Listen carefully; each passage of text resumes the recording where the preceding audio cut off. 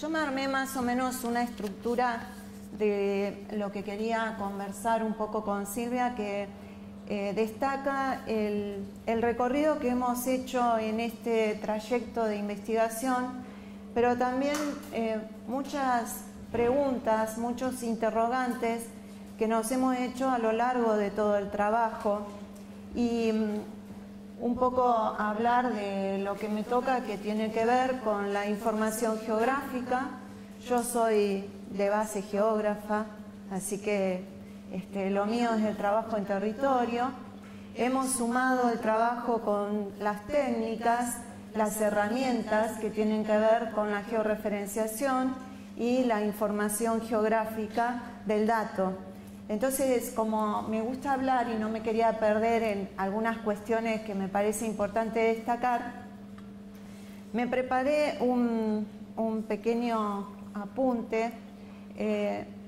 Lo que nos reunía hoy principalmente son las desigualdades territoriales, algo que nos preocupa. Nosotros formamos parte de un programa que se denomina Transformaciones Territoriales, y dentro de ese programa una de las líneas de trabajo tiene que ver con esto, ¿no? Las desigualdades territoriales. Y para explicar esas desigualdades territoriales, una de las maneras o de las formas que nosotros tenemos para representarlas es justamente el uso de herramientas que tienen que ver con la cartografía. Ahora, dentro de esas herramientas y en el espacio geográfico, nosotros trabajamos con unidades espaciales que están vinculados a elementos políticos, como pueden ser límites de provincia, límites de departamento, límites, algo muy discutido. ¿Dónde establecemos el límite? ¿Por qué lo establecemos? Bueno, dentro de la cartografía nosotros tenemos algunos estándares para trabajar, y en todo tenemos que poner el límite, dónde estamos ubicados. Para eso utilizamos bases de datos que tienen que ver con datos oficiales, porque dentro de esa información geográfica que nosotros tratamos de representar a través de la cartografía, el elemento importante para nosotros como investigadores es el metadato. El metadato que para cuando escribimos un paper o elaboramos un discurso es la fuente, de donde obtuvimos esa información. Entonces, como el límite lleva a una discusión muy grande, muy intensa, muy fuerte, con líneas que están a favor y en contra, nos basamos en organismos oficiales. Y acá vamos entonces con el tema de la información geográfica y los organismos oficiales. Organismos oficiales que en una república federal también llevan a pensar en un país, una nación, con una cierta organización política, donde la información geográfica está incluida, y el dato que se le anexa a la información geográfica también es fundamental. Otra organización política son las provincias autónomas en nuestro país, con su información, muchas veces publicada y muchas veces no está publicada y a la cual nosotros no podemos acceder. Entonces, cuando nosotros hablamos de cartografía en el territorio, podemos hablar de eficiencia y de equidad, y cuando nombro eficiencia y equidad me estoy refiriendo solamente a lo espacial, no tal vez la eficiencia y la equidad como la conocemos en otras disciplinas, en otros ámbitos, sino que nosotros como geógrafos también trabajamos esta desigualdad territorial tratando de reflejarlo a través de la equidad y de la eficiencia. ¿Y a qué me refiero con eficiencia? Cuando nosotros valoramos la distribución espacial de un determinado elemento o entidad geográfica que tiene que ver con servicios, esos servicios que permiten la accesibilidad a la población. Esa accesibilidad que para nosotros tendría que cumplir con la equidad. Esa equidad está relacionada con la igualdad y la justicia, y siempre me estoy refiriendo a lo espacial.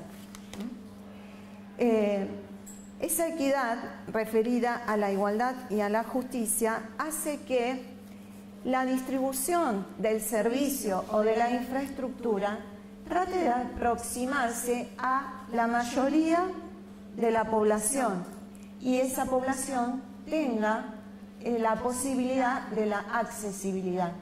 Creo que en los estudios que hicimos en estos años y sobre todo después de las reuniones que hemos tenido y donde hemos tenido que acordar criterios, queda muy dibujado en el mapa justamente esas desigualdades territoriales.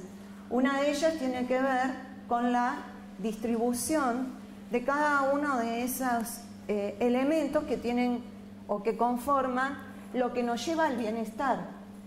Por ejemplo, la salud, ¿cómo tenemos distribuidos todo el sistema de salud en un territorio? Podemos hablar del territorio a nivel provincial o a nivel local.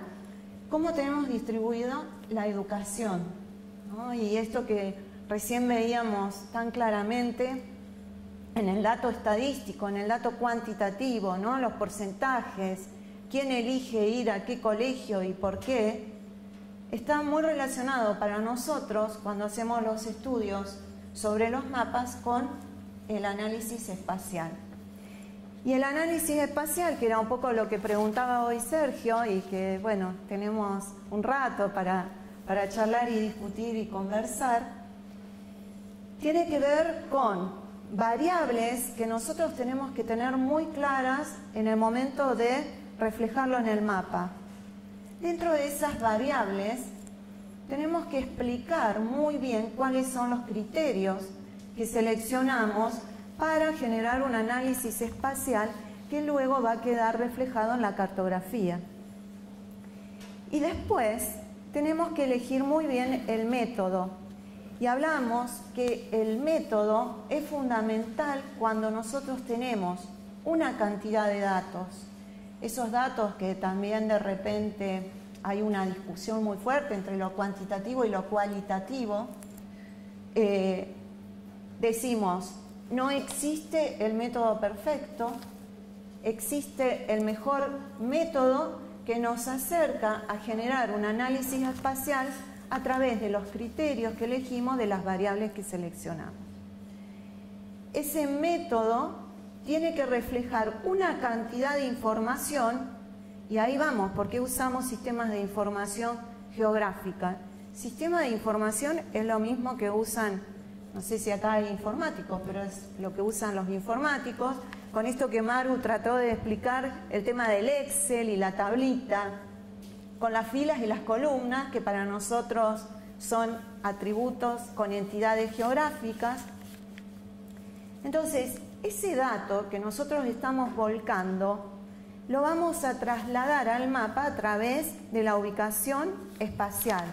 Son los geodatos que trabajamos para poder mostrar algún tipo de resultado a partir de un análisis. Pero bien, si yo no explico cuando presento el mapa cuál fue el método que apliqué a esos datos, con la misma información puedo estar mostrando datos que sean beneficiosos para un grupo político o para el adversario dentro de esos grupos políticos. Y siempre estoy manejando los mismos datos. Lo que quiero un poco resumir es, tengamos cuidado con la construcción de los mapas.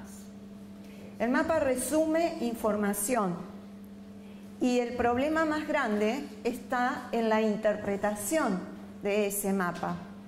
Si nosotros no somos claros y acompañamos el mapa con, aunque sea un pequeño informe, que a mí me diga, bueno, se utilizaron tales variables, tales criterios, fundamentamos por qué elegimos los criterios, con quiénes los trabajamos, con qué equipos, con qué grupos y qué método aplicamos, podemos estar transmitiendo un mensaje equivocado o bien quien lo está leyendo está haciendo una interpretación errónea.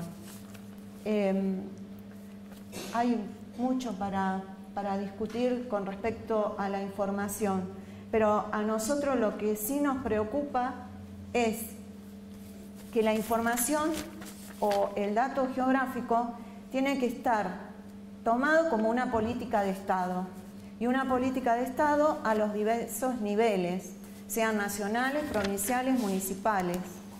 ¿Y por qué digo esto? Porque cuando nosotros necesitamos generar algún tipo de análisis que nos lleva a una interpretación, estos análisis tienen que ver con la gestión territorial, con lo que decían hoy, la planificación, con la distribución, con la accesibilidad, por ende con las políticas públicas. Y muchas veces los mapas se usan para tomar decisiones. Entonces tenemos que ser muy cuidadosos en la construcción, pero también desde nuestro lugar tratar de hacer entender a quienes toman decisiones que el dato debe ser público, debe ser confiable, debe estar bien integrado, debe estar actualizado y debe ser accesible no solamente a quienes toman las decisiones, sino a todos, a toda la sociedad en su conjunto. Para eso podemos hablar de que dentro de nuestras políticas de Estado existe lo que se denomina infraestructura de datos espaciales de la República Argentina. Bien, esta infraestructura de datos espaciales obviamente tiene que ver con la reunión de los organismos que presentan su información estandarizada con el metadato cargado, y en las diferentes reuniones cuáles son los problemas que se aducen. Que los distintos organismos públicos no quieren ceder la información. Lo que no se entiende es que para conformar una infraestructura de datos espaciales no se debe ceder la información. Cada organismo es dueño de su información. Simplemente lo que tienen que hacer es publicarla. Y la publicación se hace a través, como hicieron los chicos con Cirice, una página web. Esa página web que nos permite acceder a un mapa, y ese mapa que nos permite, bueno, ahora desde lo técnico, descargar información que nosotros denominamos WMS o WFS si queremos solamente visualizarlo. Pero nosotros como usuario, cualquiera en su casa puede tocar el link y acceder a la información, ya sea para la construcción de su mapa o ya sea simplemente para visualizarlo. Nosotros participamos de Lidera desde el año 2015 y los avances se van dando, pero de manera muy lenta, porque creo que todavía no entendemos desde las políticas públicas y desde la participación del Estado que el dato nos pertenece a todos, no solamente a un grupo. Y que si nosotros, en esto como escuchábamos hoy, de la presencia en los barrios, generar asentamientos, no los llamamos informales porque abrimos la discusión, pero los barrios, la villa, el asentamiento, el lugar, el espacio que ocupamos, el espacio que recorremos, nosotros podemos también desde nuestro lugar generar proyectos que tengan que ver con políticas públicas si tenemos el acceso a la información geográfica o al geodato, que nos permita ver esto, la localización de las escuelas, cruzarlo con el recorrido de los transportes públicos, cruzar con las vías de comunicación, ver dentro de esas vías de comunicación qué lugares son inaccesibles por el tipo de característica, ver cómo se distribuye la salud dentro de nuestro país y cuáles son las variables más importantes que vamos a analizar dentro de esos elementos o entidades geográficas. Entonces, un poco dejar el mensaje de que desde nuestro lugar, desde la academia, desde la investigación, nosotros propiciamos que el dato sea público. Estamos trabajando desde el año 2016 en una infraestructura de datos espaciales de la Universidad Nacional de la Patagonia. ¿Y esto por qué? Porque consideramos que la academia también necesita mostrar desde su lugar qué tipo de investigaciones se están haciendo y quiénes son los que están investigando, cuáles son los grupos que están participando dentro de esa investigación, qué pasa con la extensión, qué hace la universidad desde la transferencia para la comunidad y cómo se mueven nuestros investigadores a lo largo del mundo, o sea, dónde están participando, con qué otras universidades. Una variable más que estamos introduciendo en nuestra infraestructura de datos espaciales y que también la estamos llevando como una política universitaria es de dónde provienen los ingresantes y cuántos logran adquirir el título, ¿no? Que esa es otra preocupación que tenemos. No solamente la deserción se da en las escuelas secundarias, sino que también la problemática es bastante acentuada en nuestras universidades, y creo que esto tiene que ver no solo con las políticas, sino también con la economía y con la situación que vivimos a nivel nacional y global. Entonces, el desarrollo de la infraestructura de datos espaciales está en nuestra universidad, estamos trabajando con el equipo de informáticos y estamos tratando de hacer de que la universidad, tanto sea, o sea, ya desdibujamos la universidad y sedes. Hablo de la universidad con toda su distribución dentro de la provincia de Chubut, tenga una infraestructura de datos espaciales que nos permita consultar y saber cuál es la posición que ocupa la Universidad Nacional dentro de todo nuestro territorio. Así que bueno, un poco era contarles eso y mostrar la importancia del dato geográfico para cualquier análisis de cualquier tema. Lo que nos preocupa son desigualdades territoriales y en eso estamos trabajando a partir de un dato público, un dato que se pueda compartir, un dato que se pueda conocer desde los distintos lugares. Bien, bueno, gracias. Y esto, en realidad, esta nos ha dado lugar a múltiples reuniones y debates, todos esos mapas que compartieron, incluso yo no voy a mostrar esos mapas, pero tuvimos un gran tema con el dato, y era que nosotros hicimos también una previa con el censo 2001, y dado que el censo 2001 y el 2010 no midieron lo mismo, se nos complicó muchísimo la comparación. Y la verdad es que hay algo que es clave, que es el seguir la serie histórica, y entonces la seguimos a pesar de todo.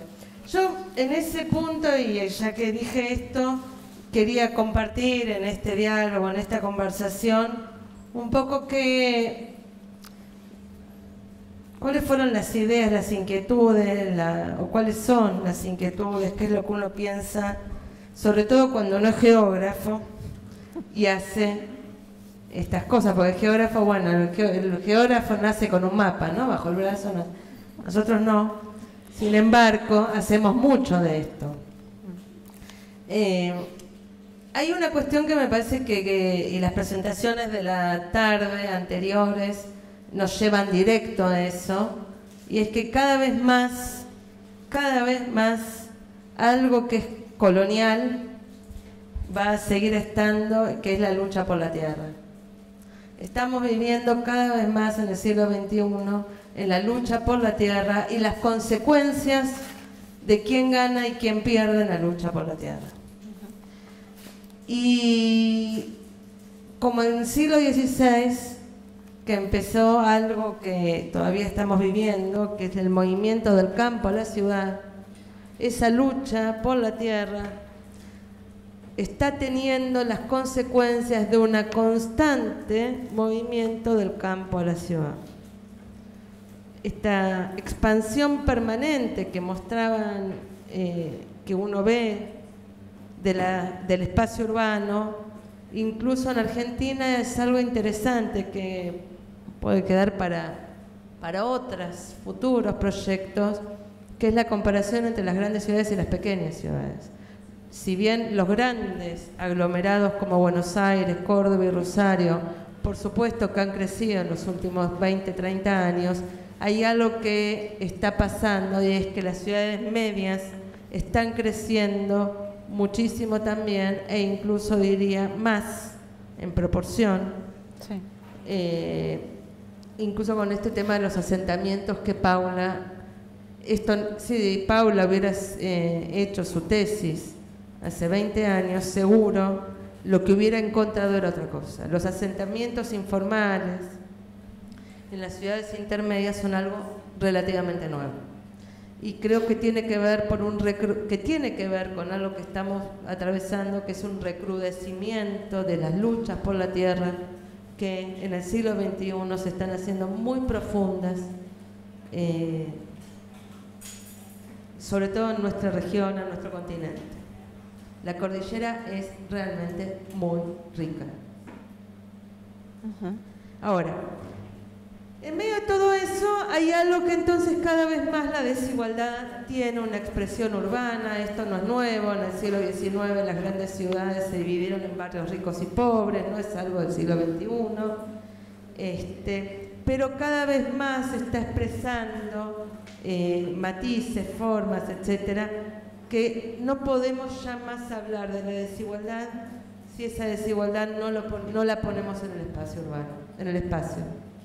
La desigualdad claramente cada vez más tiene un efecto directo en las condiciones en que se produce la vida urbana. Incluso se expande la vida urbana. Entonces, claro, metodológicamente cuando uno se quiere estudiar, digamos, quienes hacemos algo así como sociología de la educación, etcétera, ya ese punto es insoslayable. Y entonces nos obliga a hacer algo maravilloso, que aparte creo que es algo maravilloso que tenemos en nuestro trabajo, que es articular, colaborar, aprender con otros, de otros. Y creo que eso es parte de lo que hemos conseguido hacer aquí. Ahora, en este punto del territorio y el mapa, yo quiero no sé si ubican a Hollenbeck, el escritor francés, tiene un libro que se llama El mapa y el territorio. Sí. Y en un momento maravilloso, porque es un provocador Hollenbeck, dice: el mapa es más interesante que el territorio.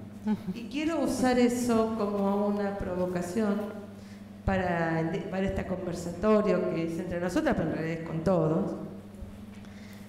Porque en realidad uno pensaría que es más interesante el territorio que el mapa.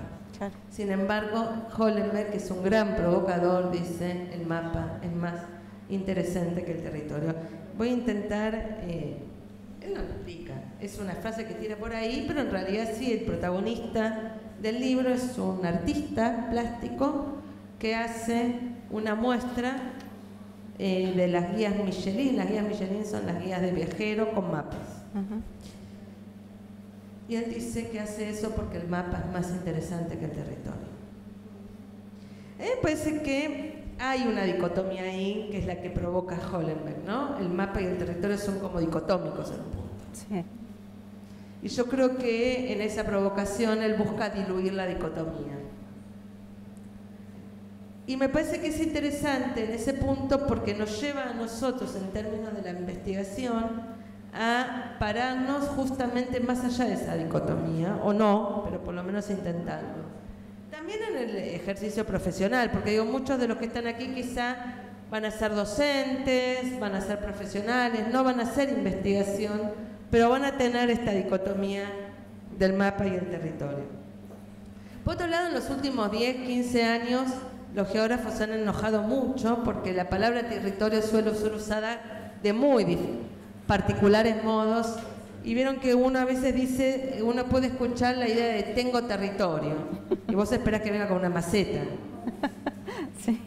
O sea, decís, bueno, tener territorio que es tener un poquito de tierra. Claro, en general que dice tengo territorio, lo que está hablando no es de que tiene territorio, sino que tiene algún tipo de cercanía a donde ocurren las cosas. Después también, cuando en las políticas públicas y en las políticas educativas se habla del territorio, se habla de algo que no necesariamente sería el territorio, sino que son como las agencias del Estado, ¿no? Entonces el territorio es la escuela. Pero igualmente acá es interesante porque aparte de esa propiedad del tengo territorio, agrega otra cosa que es la burocracia. O sea, el Estado. Y a mí me parece que aquí hay una cosa interesante para desarmar un poco esto del concepto de territorio y esto del mapa y el territorio, que el territorio implica sí una pelea por la propiedad. El que tiene territorio es porque se hizo del territorio, a las buenas o a las malas, o a las más o menos buenas o a las más o menos malas. O sea, la ocupación del territorio, del espacio urbano, es parte de esas formas. Hay otras más legales, quizá, que es el que compró y loteó un pedazo de tierra infame también, diría, porque loteó, vendió con una promesa de lo que iba a haber en esos terrenos que la gente compraba y por supuesto no hubo nada y todavía no hay nada.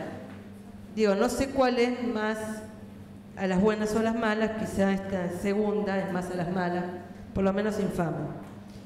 Ahora, aquí me importa en este punto entre la propiedad, la soberanía del espacio.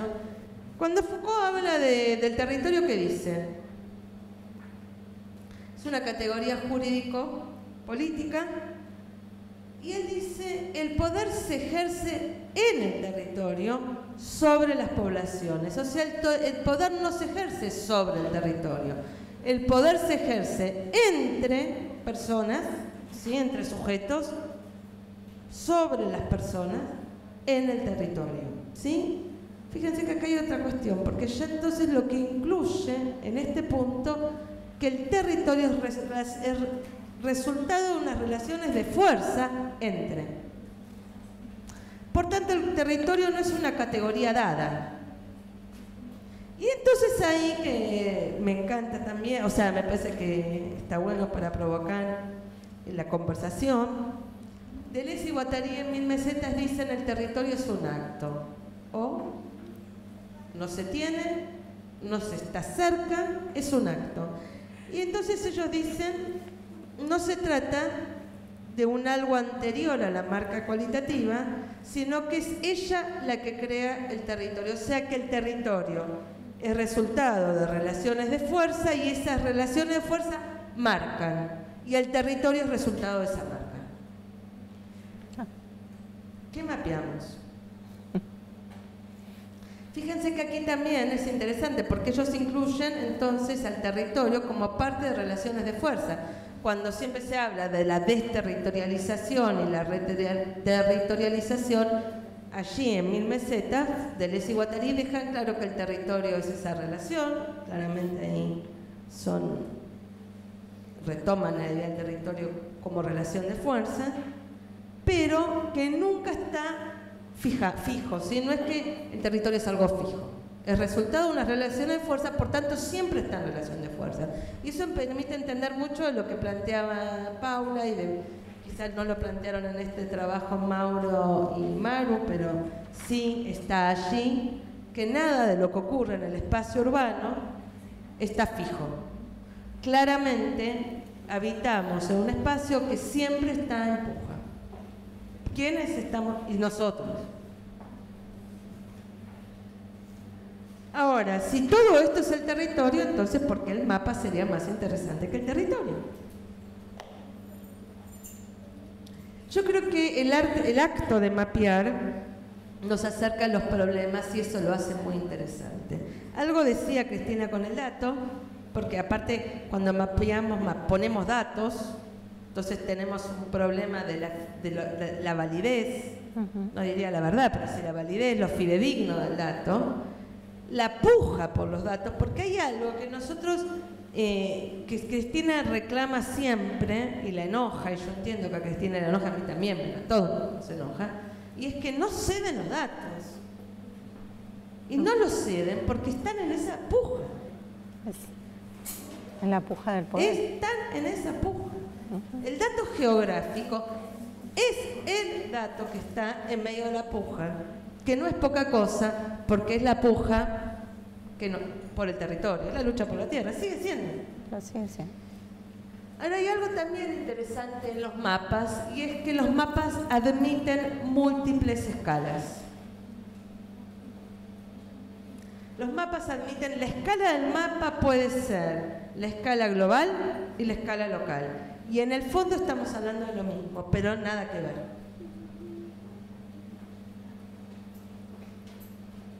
Hay otro geógrafo que me parece fantástico, que se llama Drift, que es un inglés, que dice: un mapa no representa nada, sino que produce sentido sobre un fenómeno social. Claramente ahí da vuelta todo. Ahora, ¿qué quiere decir que el mapa no representa nada?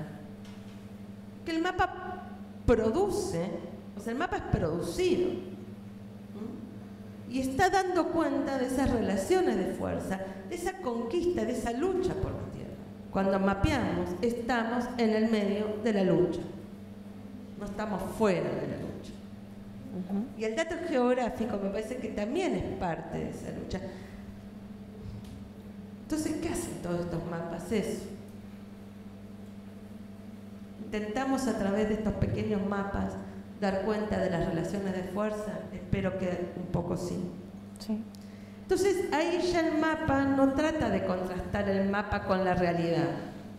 Porque si el mapa produce sentido, el mapa produce parte de esa realidad.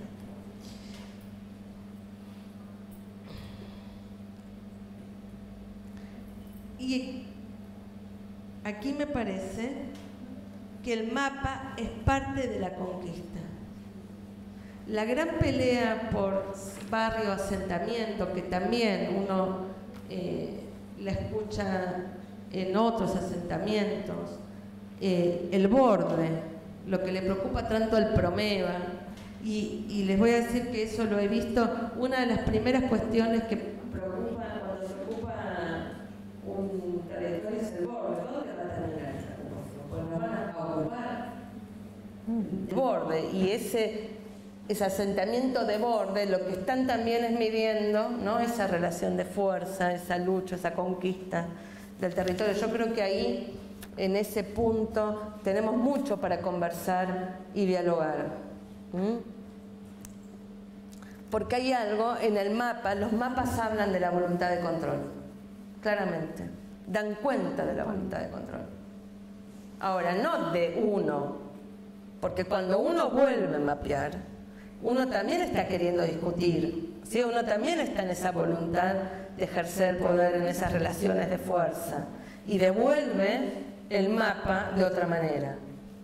No sé si quizás lo podemos discutir, pero en cada uno de estos mapas uno vuelve a discutir quiénes somos, quiénes estamos siendo y quiénes queremos ser.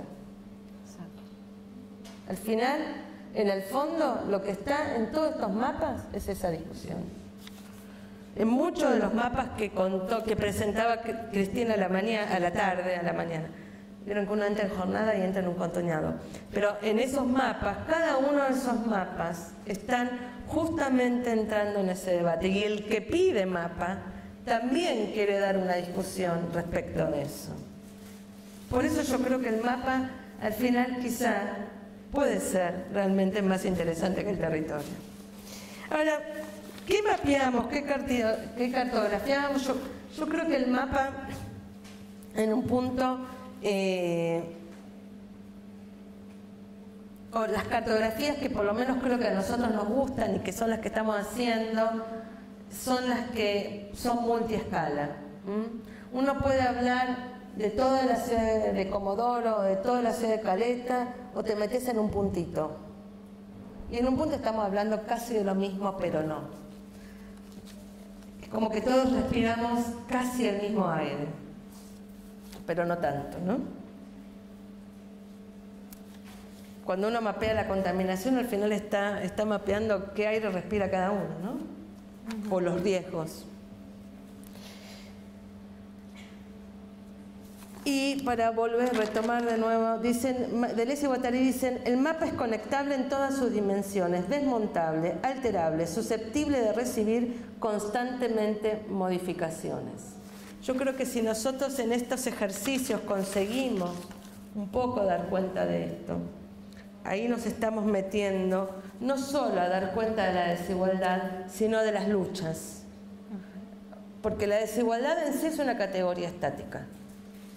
Pero lo que da cuenta la multiescala del mapa son las luchas, porque la gente, y ahí nuevamente retomo a Paula, pero podría que hoy lo refirió, en realidad la lucha, digamos, la desigualdad en sí es una categoría estática, decía, pero lo que hay en los sujetos, en esa otra escala del puntito, son las luchas cotidianas, que Eduardo, por ejemplo, trabaja en ese eje, las luchas de los sujetos, y ya la desigualdad ahí deja de ser una categoría estática y pasa a ser justamente relaciones de fuerza.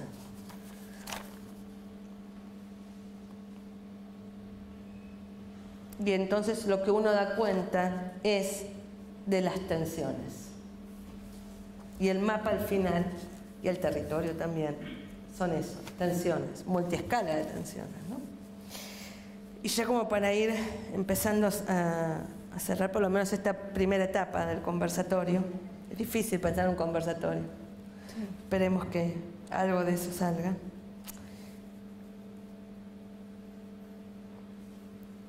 Creo que cada vez más el problema del dato lo vamos a tener. En el siglo XXI tenemos mucha información.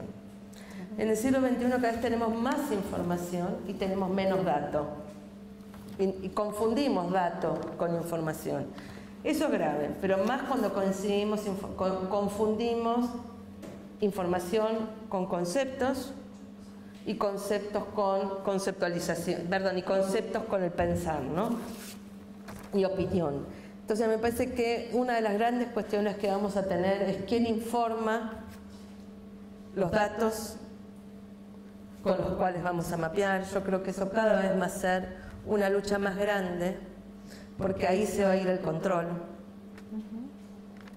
Los Big Data son claramente el tema de los Big Data, el control, el ejercicio del poder cada vez se va a ir más en la lucha por los datos. Y la otra cuestión que va a estar atado a esa entonces es que el mapa en su pretensión de objetividad define qué es lo real. Entonces la otra disputa que tenemos cuando mapeamos es en la definición de aquello que va a volverse realidad. Y ahí yo creo que tenemos un otro problema o un gran desafío, ¿no?, en esto.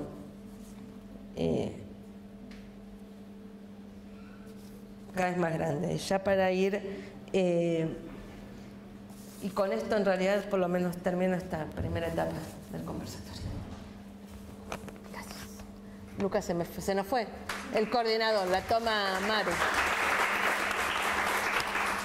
Bueno, tiremos la... Sí, hagamos que la conversación sea posible.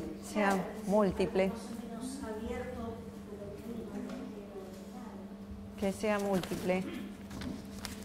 Paula, que te nombré como 8 veces hoy. Me pareció oportuno esta referencia que haces de pensar a los territorios dinámicos.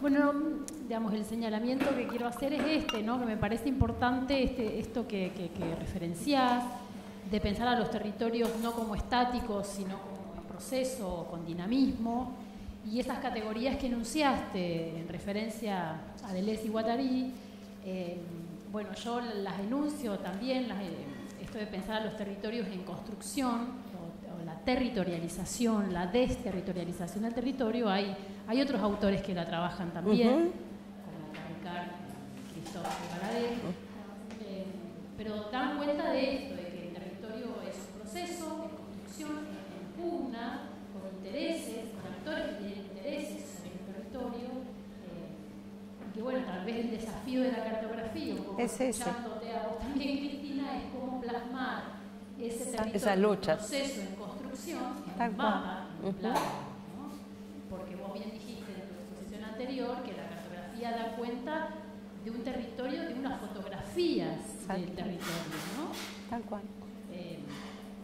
Implica un proceso de elaboración, implica esto de cómo obtenemos la información para construir ese mapa o ese plano, pero bueno, cómo poder generar cartografía que dé cuenta del territorio entendido y pensado como lo que estuvimos acá, Silvia estuvo planteando. Es lo más complejo, es el desafío más grande y es una de las discusiones más profundas que tenemos, sobre todo, y me incluyo, quienes caminamos el territorio y nos damos cuenta de esto que vos bien planteás, ese dinamismo que está acá puesto en la mesa, que es lo que hace rico al territorio, porque es lo que nos permite ver la lucha de ese territorio, el proceso.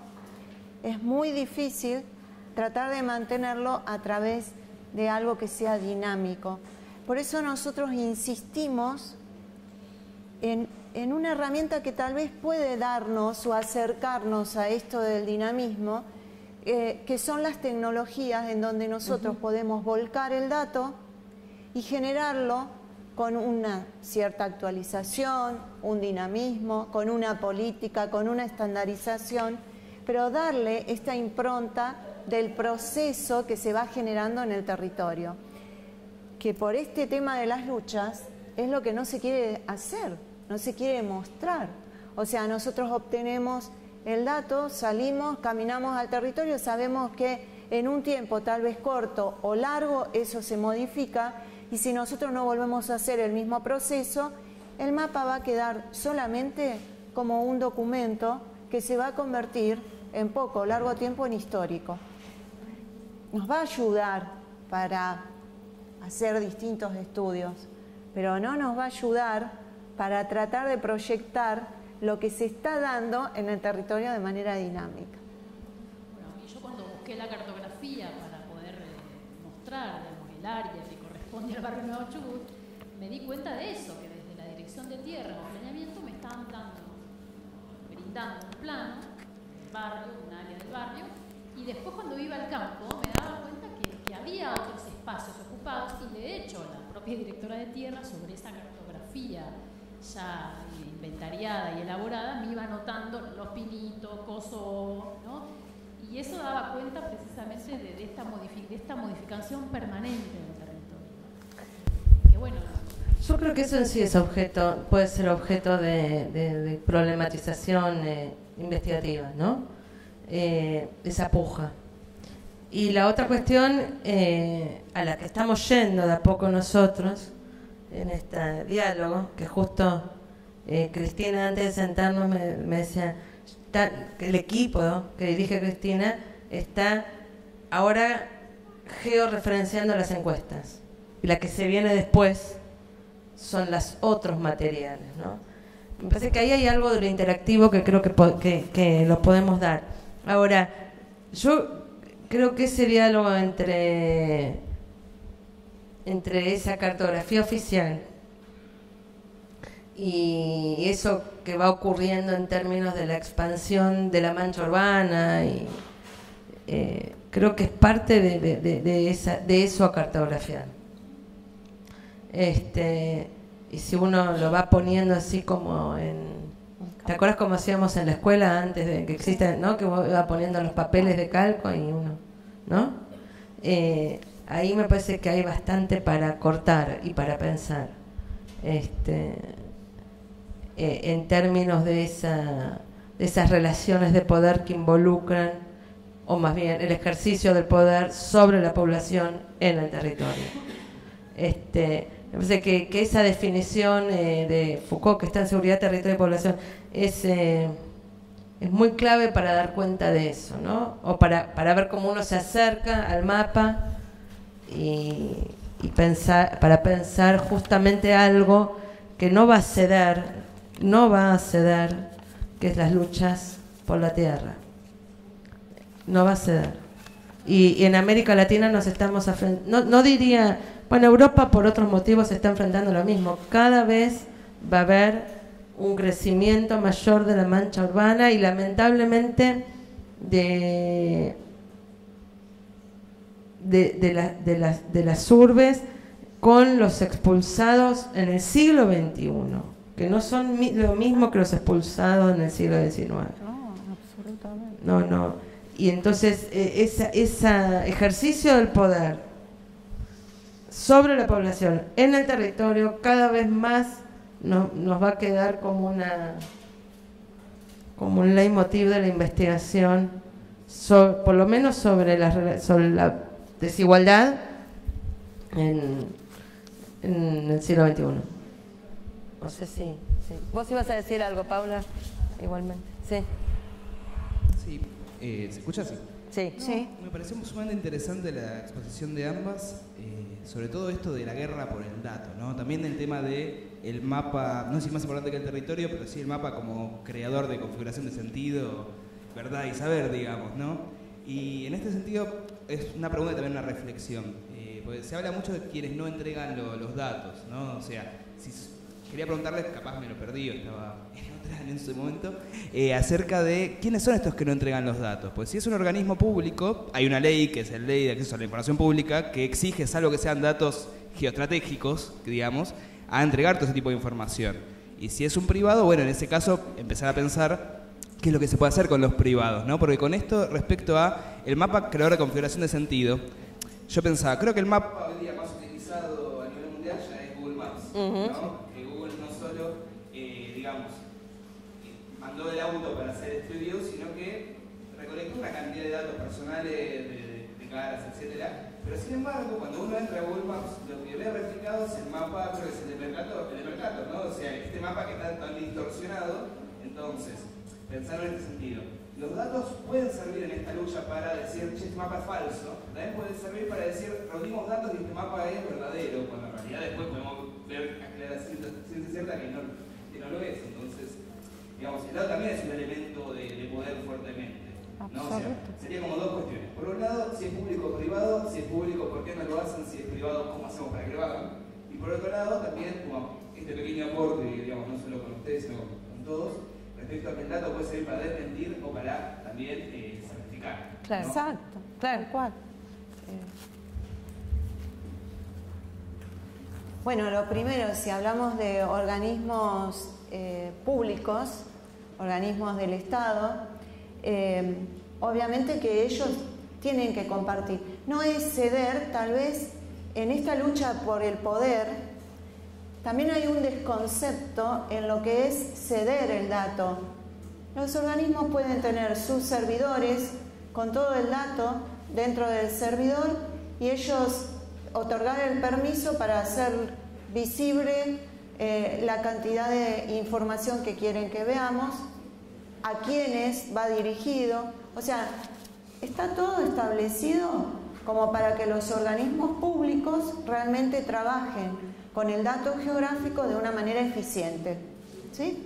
Eso, ¿qué hace? Le acerca a quienes toman las decisiones una información que está medianamente actualizada, bajo estándares, de cierta calidad.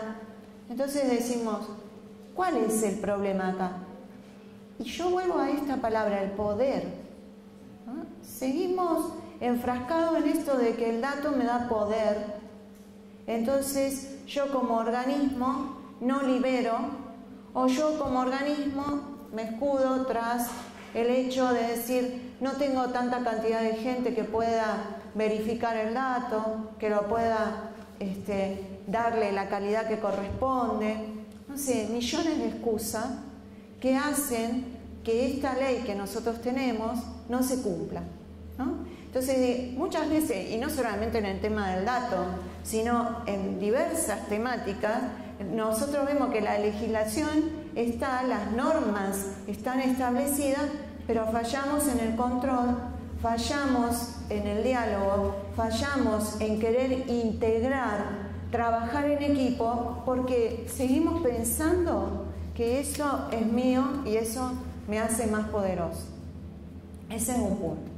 Con respecto a los organismos públicos, mirá, tenemos un buen ejemplo que creo que han sido las empresas petroleras acá en el Golfo, y bueno, y yo me animaría a decir en el país, donde voy a hablar desde lo técnico, cada empresa trabaja con su datum, trabaja con su sistema de referencia para que después no se pueda integrar la información. Salió una ley que es de la Secretaría de Energía y de Hidrocarburos, donde exige que el dato se trabaje con unos determinados estándares para que la información se pueda integrar. Entonces, volvemos a lo mismo, es el Estado, las políticas que establece ese Estado como políticas ya no de gobierno, sino como políticas de Estado, con la legislación y que esas normas se hagan cumplir. Entonces ahí ya tendríamos resuelto muchos problemas. Doy otro ejemplo, mapa educativo. Si ustedes lo vienen siguiendo al mapa educativo, en esto que hablamos de lo dinámico, nosotros venimos siguiendo varios servidores de hace muchos años, los servidores también caen o surgen milagrosamente de acuerdo a las políticas y de acuerdo a quien esté tomando las decisiones en ese momento. Entonces, el servidor del mapa educativo estuvo caído bastante tiempo, ahora lo volvieron a resurgir. Hay un grave problema y estuvimos en la última reunión con IDERA en Buenos Aires, con todos los organismos. Entonces, cuando abro el mapa educativo, si ustedes se van a instituciones universitarias o académicas, van a ver que, por ejemplo, la distribución de la Universidad Nacional de la Patagonia en la provincia de Chubut pertenece en gran parte toda su sede a la Universidad de Comahue. Wow. Y obviamente yo levanté la mano y dije, esto está mal, no es así. La Universidad de la Patagonia tiene las sedes Comodoro, Trelew, Esquel, Puerto Madryn. Todas las sedes pertenecen a la Universidad de Comahue si ustedes ingresan a ese dato. Entonces planteo ahí, estamos dentro de infraestructura de datos espaciales, ¿quién tiene que arreglar esta información? Y ahí empieza otra vez la lucha. No que no me corresponde a mí, que entonces esto hay que avisarlo al Ministerio de Educación.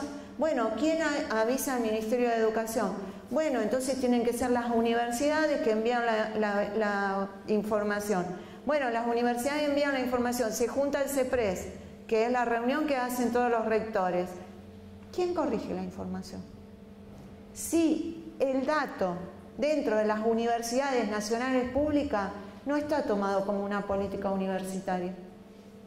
No, cada una de las universidades de ustedes entran a las distintas universidades y nos pican un mapa donde dice, esta es la distribución de mi universidad, nosotros recibimos gente, hay solamente la Universidad de General Sarmiento, la Universidad de Tandil, la nuestra y no mucho más.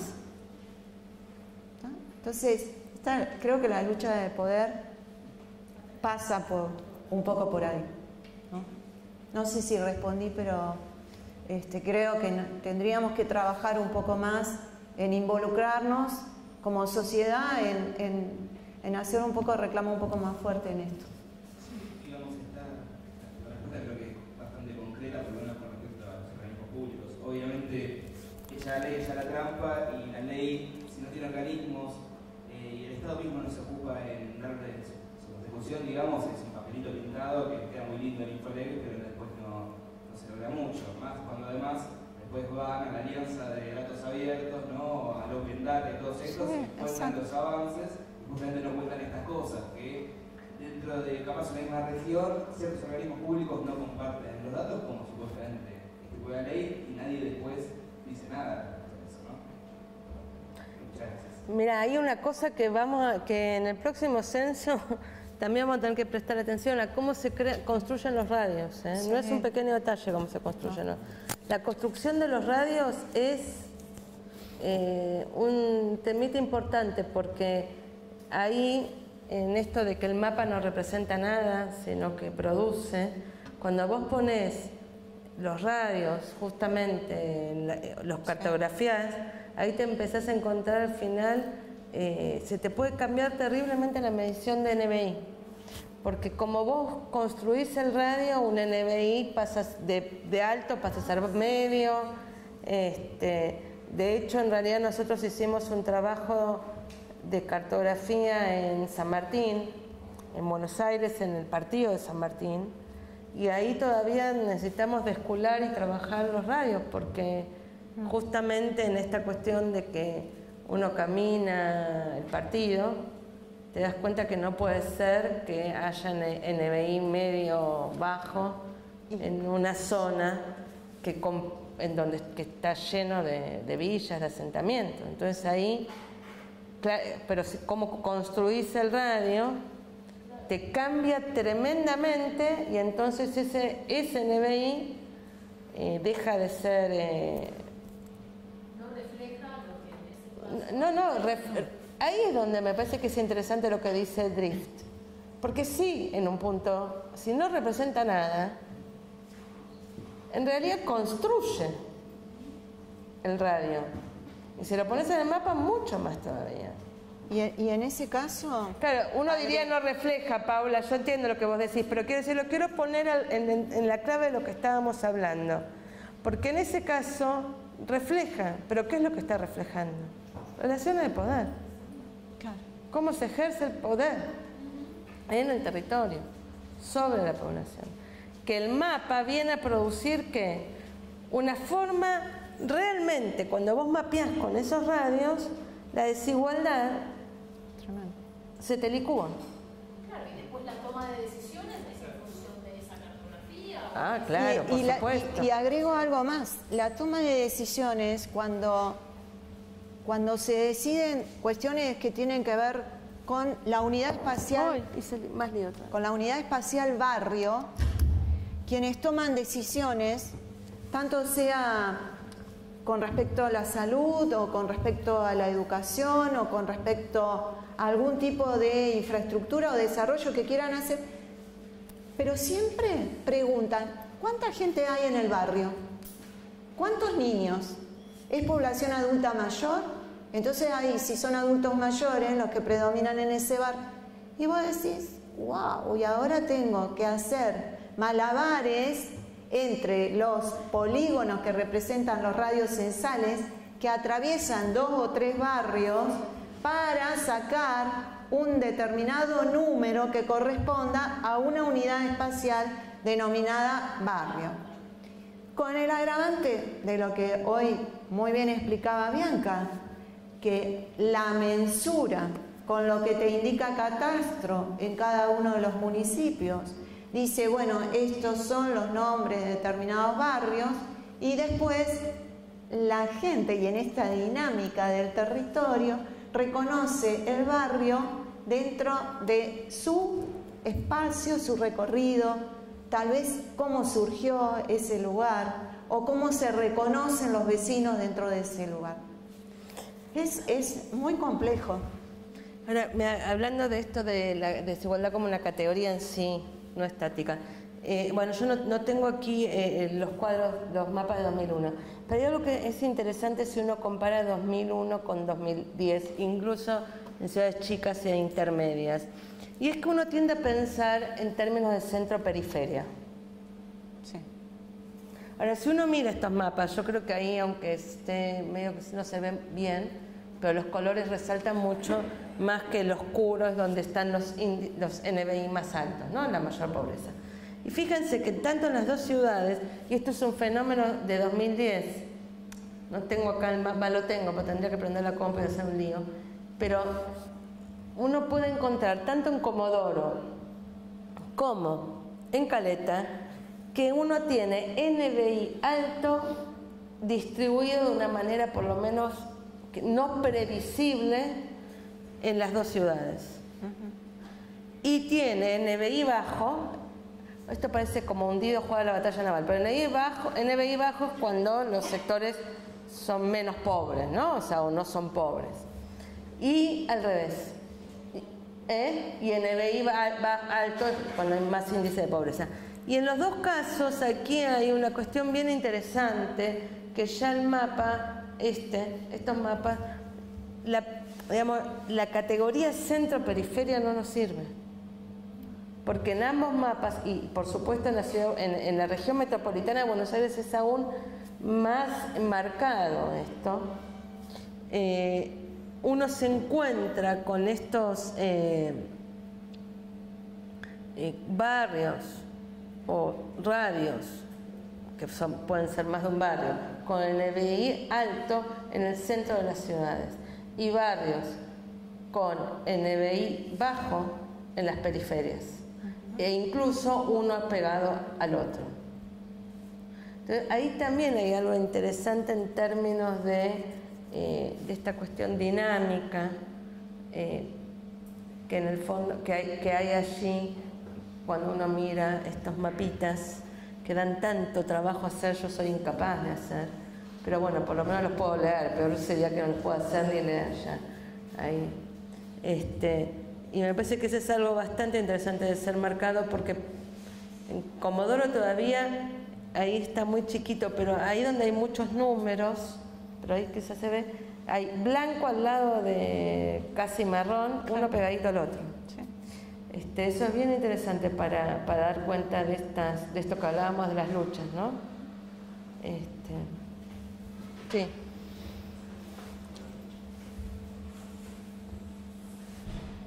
Yo creo que hay un par de cosas que son bien complicadas para hacer, pero que muchas veces tenemos que hacer el intento y es parte de lo más difícil del trabajo.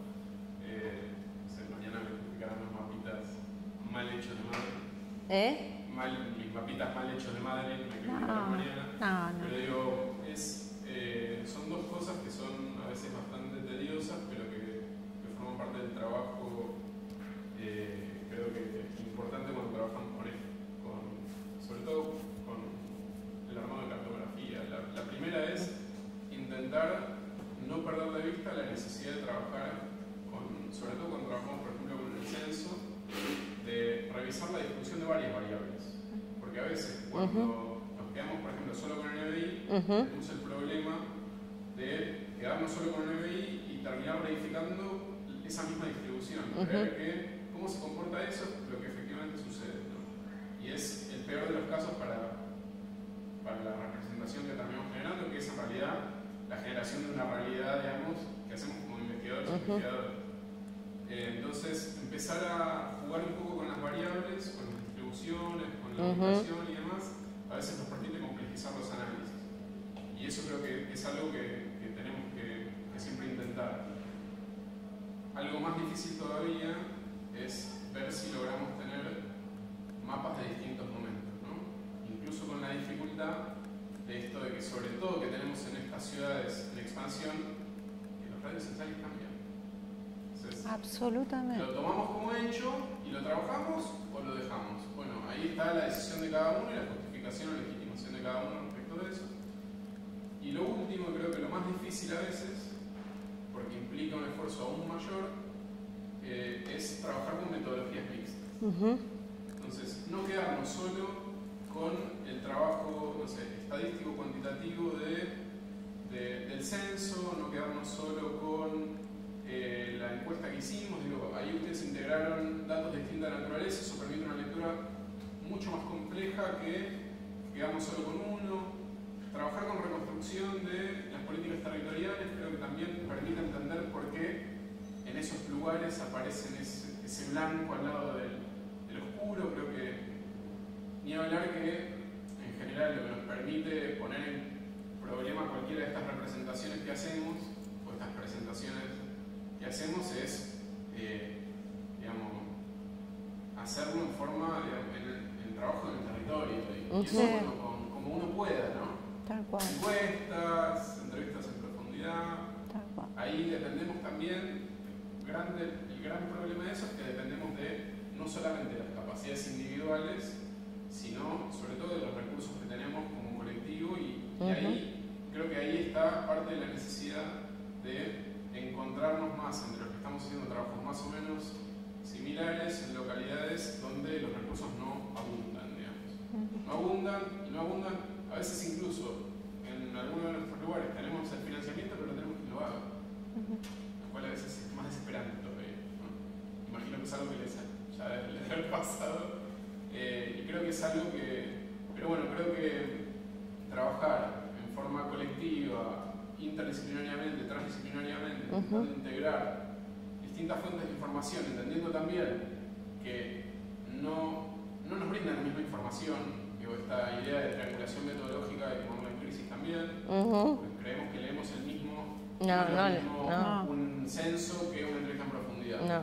Dicen cosas distintas, de naturaleza distinta, pero sí las podemos intentar integrar para complejizar distintas dimensiones de un fenómeno. Creo que ahí también tenemos que hacer el intento. Perdón, yo iba a agregar también estas dinámicas en el territorio impulsan a realizar trabajos. Para nosotros fue una experiencia sumamente rica, más allá de que fue una catástrofe lo del temporal del 2017 en Comodoro. Fue una experiencia desde este lugar, desde el hecho de tener que integrar información, porque obviamente los que toman decisiones se acuerdan de que necesitan el dato geográfico cuando el problema ya está instalado. Entonces era, ¿a dónde llevamos a la gente? ¿Qué hacemos con el barro? ¿A dónde lo tiramos?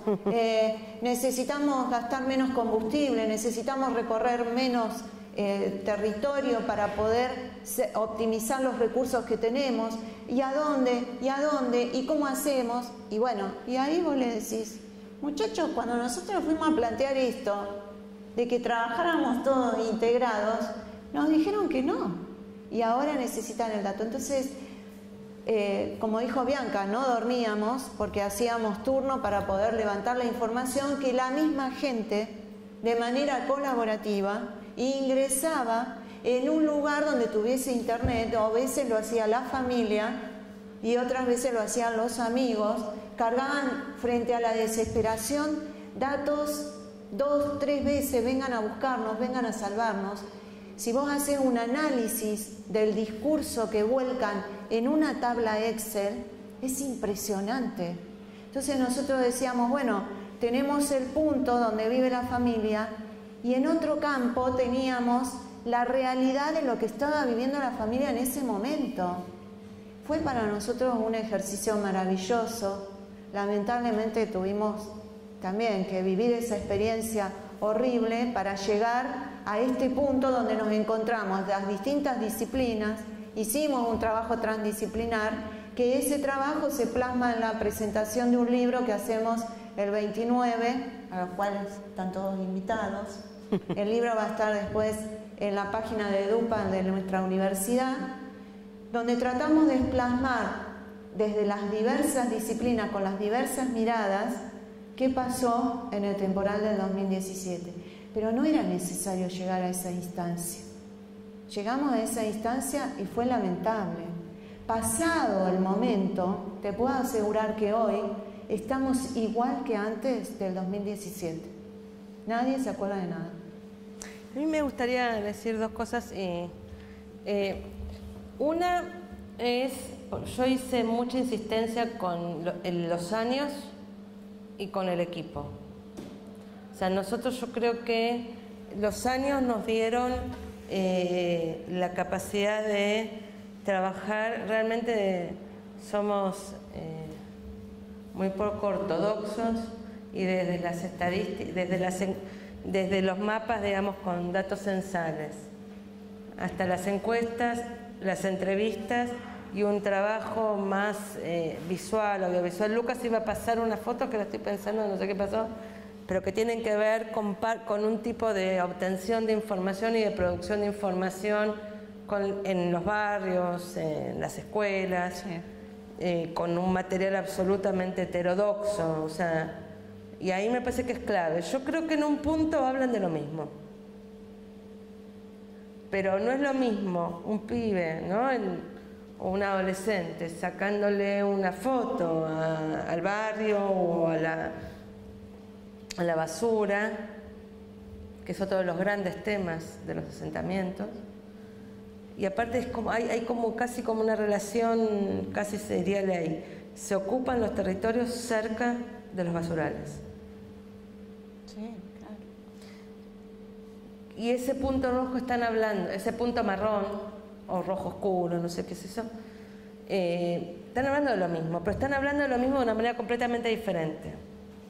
Y a mí me parece que eso es maravilloso también, en la capacidad que tenemos de lo que nos invita a pensar. O sea, están hablando de lo mismo de una manera diferente, pero porque nos invitan a pensar y a producir conocimiento diferente sobre lo mismo. Y el diálogo entre eso es lo interesante, me parece. Eso multiescala, ¿no?, que yo decía antes. Lo otro que quería, y eso solo te lo permite el equipo. Y yo quise volver a nombrar al equipo porque solo te lo permite el equipo. Me faltó un proyecto que dirige Maru. Son 4 ahora. Solo te lo permite el equipo. Y no solo en las ciudades chicas o intermedias. También en las ciudades grandes. También eso te lo permite el equipo. Porque te da espalda. Te da espalda incluso para que las cosas sean más allá de uno, ¿no?, de cada uno de nosotros. Entonces hay un momento que sabes que si no estás vos lo va a hacer otro. Y eso es fantástico. Cuando uno sabe algo de eso ocurre, es fantástico. Creo que también acá también hay otra cosa, que son las condiciones con las cuales hacemos investigación. Ahí sí, en este país, que de repente estamos todos atando todo con alambre, y en otros momentos cuando tenés 2 pesos, porque en realidad cuando nosotros tenemos mucha plata sigue siendo 2 pesos. Ya te sobra la plata, ¿viste? Que hay veces después, no es que te sobra, estás tan acostumbrado a hacer todo casi que gratis, que de repente cuando tenés 2 pesos, decís, ¿ahora en qué la gasto? No, claro, porque cuando nosotros fuimos millonarios, no fuimos millonarios como vecinos nuestros, no digo en el norte, vecinos nuestros manejan a veces fondos para investigar. La otra vez hablaba con unos colegas de un país vecino que no sé, te habían hecho encuestas con una cantidad de plata, que yo pensaba, con esa plata te encuentro todo el país, más o menos. Acá. Porque claro, nosotros trabajamos, ¿no? Yo creo que eso, el equipo, es fundamental. Es fundamental. Y la humildad, ¿no?, que a veces se nos escapa. La humildad de saber que la mitad de las cosas las vamos a hacer como podamos. Ahora, con el dato, y esto sí lo quiero decir, porque cuando nosotros mapeamos y ponemos todos esos otros datos, también hay algo que tenemos que ser cuidadosos, porque el mapa se vuelve objeto de control, en serio. Sí. O sea, viste, los investigadores de las ciencias naturales, biológicas, se preocupan por la patente y que los laboratorios al final hacen patentes con lo que ellos publican. Es así. Pero nosotros, cuando publicamos, cuando mapeamos, etcétera, hay algo que es el control del territorio. Y a veces la gente sabe eso, que si brinda demasiada información, se le viene en contra. Y ahí hay algo con el dato también. Pasa mucho en educación. Porque si vos publicás las tasas de repitencia, etcétera, ahí hay nosotros todo el tiempo estamos, ¿cuánto hacemos visible y dónde esta información? Porque ahí hay algo que estás poniendo a las escuelas en un lugar muy complicado. En este país, en el siglo XXI, y digo en el siglo XXI, y no solo en este país, porque de ahí salta el ranking. Y el ranking se olvida que esa escuela, que quizá tiene una repitencia alta o tiene un abandono alto, lo que sea, para tener ese y no más, el esfuerzo que hacen los docentes y las comunidades para tener ese número es enorme. Y en las condiciones que la escuela pública trabaja, etcétera, etcétera, digo, hay otra cuestión que vale la pena poner en la disputa esa, que también es, bueno, que nosotros no estamos fuera de esa puja con la información que producimos, que es un problema muy serio. Y cuando uno trabaja en los asentamientos informales más, porque, bueno, se juega mucho ahí. con el dato que hacemos visible. Había una pregunta por allá. No, a mí yo tomé apunte me pareció importante marcarlo de que el geodato a veces la definición de las políticas públicas, el análisis, en la gestión del territorio, que muchas veces el Estado, yo soy estudiante de trabajo social de tercer año, y el año pasado nos tocó hacer una cartografía social en el barrio 150 vivienda de acá de Caleta Olivia. Es un barrio techo digno, que fue planificado a 7 kilómetros casi del casco urbano de Caleta Olivia. Y obviamente no tiene servicio, no tiene acceso a un montón de los servicios básicos, agua, luz, gas y red local. Entonces, a mí me quedó ahí dando vuelta el geodato en la generación de políticas públicas. Cuando el Estado planificó hacer un barrio, techo digno, ¿sí? Para gente carenciada, o sea, que no tenía ingresos por debajo del nivel, eran chicos jóvenes, familias. ¿A dónde lo asentó? No hay accesibilidad, hay un transporte cada hora y media. En la escuela más cercana está a 5 kilómetros, que es el barrio 17 de octubre. No todos tienen vehículo, o sea, me preocupa que no se haga un buen análisis del geodato de todas nuestras ciudades del sur. Yo soy de Pico Truncado.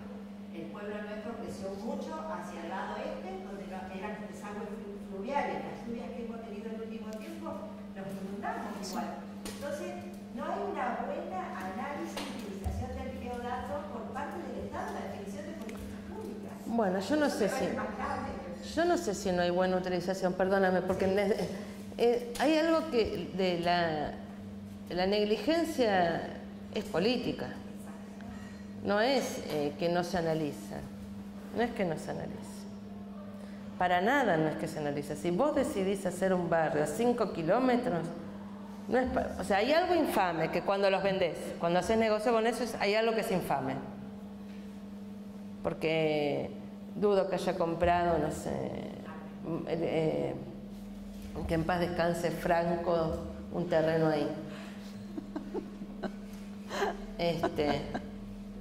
O sea, los que habrán comprado en ese barrio habrá sido gente que no me las imagino multimillonarias. Entonces, digo, hay algo también que ahí es infame, por lo menos infame.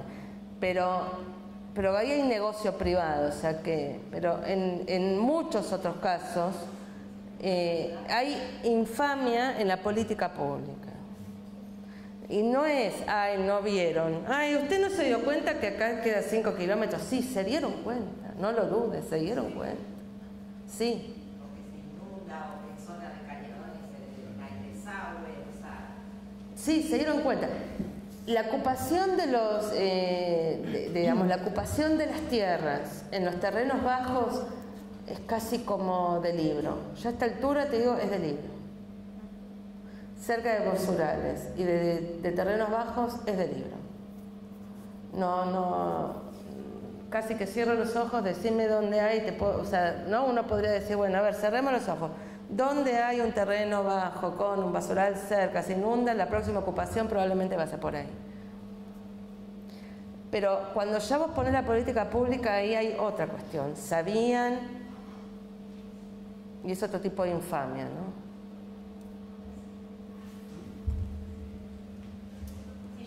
Desde el punto de vista que estás planteando una política pública con recursos públicos y a esa gente le complicás la vida cotidiana, le complicás aún más porque el traslado, la escuela y a veces la necesidad, ¿sí? Al no tener satisfecha la necesidad básica de un techo de habitacional, obviamente que ahora la gente se gestiona, articula, logra que lleguen los servicios a como pueden, pero no sería la idea, o sea, para eso hay una planificación.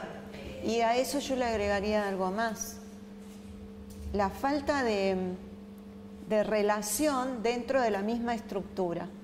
Entonces, ingresamos a un municipio y tenemos acá ambiente, acá catastro, acá estadística, todo separado, y dentro de una estructura que supuestamente hay una persona que toma las decisiones en base a toda esa estructura, ninguno se ve con nadie, no se comunican, no comparten el dato, ni que hablar de la información, pero tampoco lo estructuran de la misma manera como para decir, bueno, a ver, este territorio que queremos dibujar en un mapa, que si lo llevamos a los sistemas de información lo vamos a ver en capas superpuestas.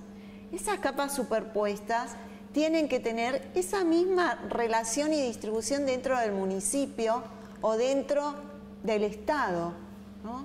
Y es la parte que nosotros no estamos preparados todavía y que creo que sería el lugar donde tendríamos que caminar para decir, bueno, integramos la información, le decimos, bueno, queremos hacer un nuevo barrio.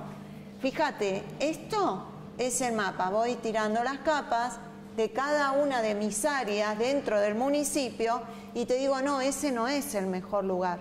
Tratemos de planificarlo acá. Disculpen, sí, son las 8, si no pudieran cerrar las ideas que circularon y así lo vamos a hacer también.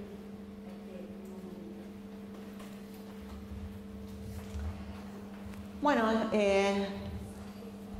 nada, me quedo con esta palabra colectivo, participativo, transdisciplinar y con una palabra que me gusta mucho que es equipo.